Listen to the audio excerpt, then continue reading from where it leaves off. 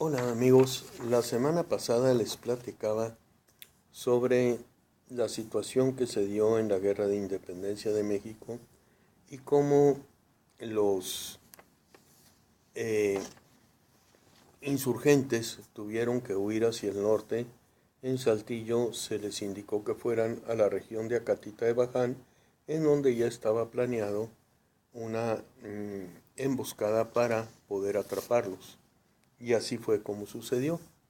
Sucede que el norte de México, que abarcaba en aquel tiempo no solo los estados actuales, sino también el estado de Texas, el estado de Colorado, de Arizona, de Nuevo México y de California, pues eran territorios muy hostiles en cuanto a indios, y por consecuencia la corona tenía destacamentos militares fuertes. El principal se encontraba en la ciudad de Chihuahua y era comandado por el señor Nemesio Salcedo.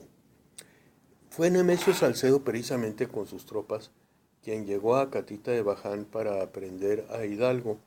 Y algunos detalles curiosos de esta aprehensión es que no se disparó más que un solo tiro por error. Los insurgentes se rindieron al ver las tropas que le rodeaban, y por otro lado se levantó un inventario del que voy a describir algunas cosas.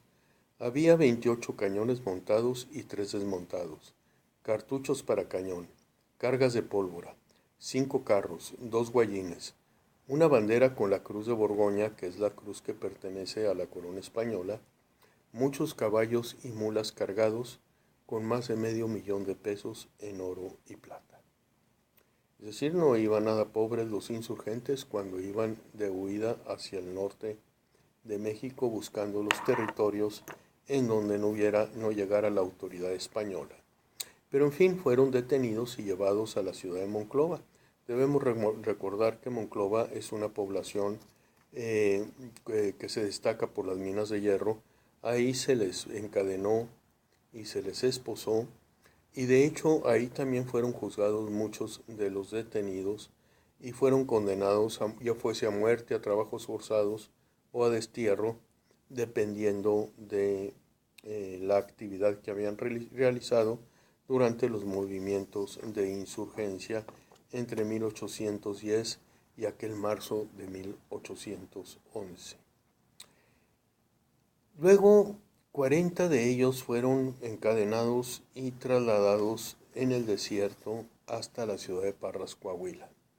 En Parras, Coahuila, 10 de los insurgentes, que eran sacerdotes, fueron trasladados hacia Durango, porque en esta población se encontraba la autoridad religiosa, y dado que eran sacerdotes debían ser juzgados precisamente por esa autoridad.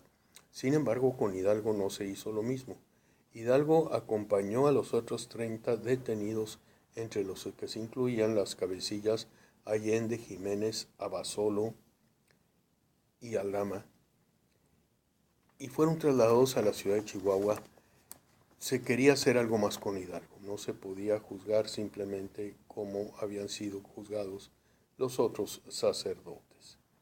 Así pues, del 16 de marzo al 28 de abril fue el tiempo que duraron en este recorrido para llegar hasta la ciudad de Chihuahua, en donde se formó un tribunal militar cuyo instructor era el señor Ángel Abella y el secretario el señor Francisco Salcido. Ellos se encargaron de tomar las declaraciones y levantar las actas de las personas acusadas.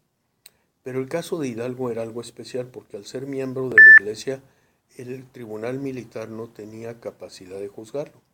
Por este motivo, se solicitó al obispo de Durango enviase a una persona con poderes suficientes para llevar a cabo un proceso en contra de Hidalgo, en el cual se le desaforara o se le quitara su calidad de miembro de la Iglesia para poder ser juzgado por la autoridad militar. La causa eclesiástica se llevó a cabo el 27 de julio, y siendo notario, siendo el juez, Fray José María Rojas, quien se dice era también confesor de Hidalgo. Y les recomiendo que acudan a mi sitio web en www.oscarmullercril y busquen esta columna en donde describo los detalles de la causa de Hidalgo. de la causa, religiosa de Hidalgo. Una vez que Hidalgo fue desaforado de su calidad como miembro de la Iglesia Católica, fue sometido al proceso militar.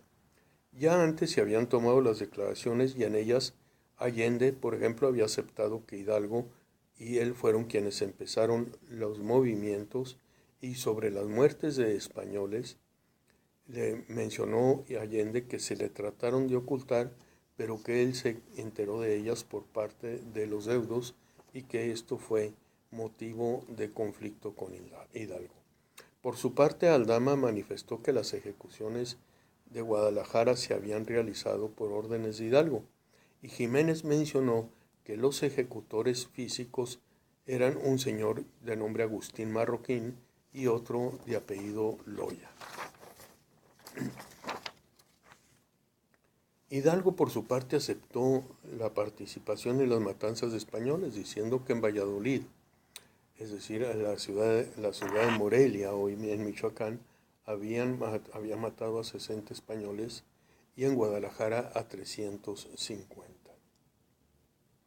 Sucedió algo especial. El 20 de marzo de 1811 se detuvo en Sonora a el señor José María González de Hermosillo, otro diverso insurgente, y a él se le encontró una carta de Hidalgo en la que se mencionaba lo siguiente: asegurar a todos los europeos y dar muerte en parajes ocultos a los que parezcan inquietos o perturbadores o seductores.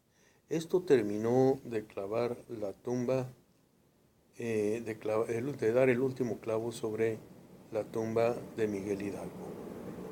La semana que entra traeré a ustedes el desenlace de esta historia. Mientras tanto, agradezco su atención y de nueva cuenta los invito a visitar mi sitio web www.oscarmuyercril, donde podrán encontrar esta historia y muchas más.